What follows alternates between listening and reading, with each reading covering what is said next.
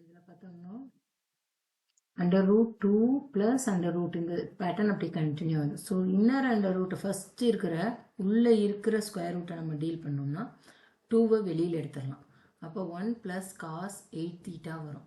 இது ரொம்ப சிம்பிளான sum. 1 plus cos 8 theta. Cos 2 theta formula என்னப்பா? 2 cos square theta minus 1.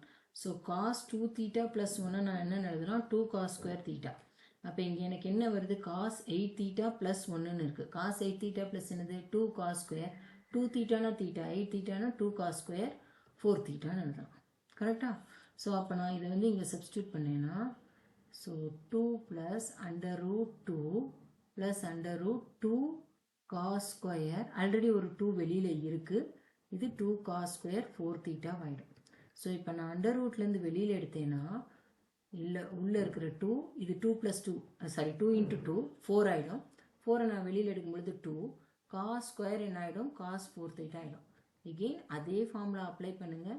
2 plus under root 2 into 1 plus cos 4 theta. அப்போ என்ன ஆகும்? 2 plus under root 2 into 1 plus cos 4 தீட்டாக்கு பதிலாக 2 காஸ் ஸ்கொயர் 2 தீட்டா போடலாம். ஸோ நான் வெளியில் எடுத்தேன்னா 2 ப்ளஸ் 2 காஸ் 2 தீட்டா ஆகிடும். ஸோ எகெயின் நான் இதுலேருந்து என்ன எடுக்கலாம்? 2வை வெளியில் எடுத்தேன்னா 2 இன்ட்டு காஸ் ஸ்கொயர் தீட்டா ஆகிடும். ஸோ 2 காஸ் தீட்டா தான் ஆன்சர், ஃபைனல் ஆன்சர். ஸோ அதுதான் ப்ரூஃப். ஓகே.